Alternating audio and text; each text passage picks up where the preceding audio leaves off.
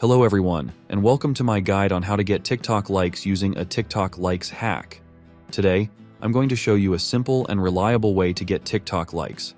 As you can see on the screen, the likes are coming in quickly, and this method really works.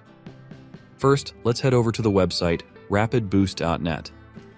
This site offers a variety of services to help you enhance your social media presence.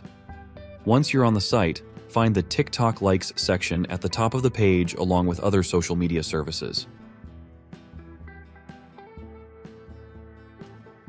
Here, you can choose the number of likes you want to receive. The options range from 50 likes to even 10,000, so you can pick the amount that suits your needs. This flexibility allows you to scale your likes as needed. After selecting the number of likes, the next step is to provide your TikTok video link. You can simply copy and paste the link to the TikTok video you want to promote.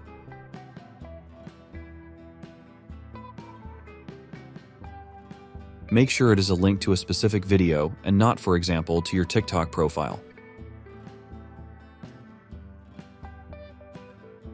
This will ensure that the order is placed correctly and that the likes arrive without any problems or delays.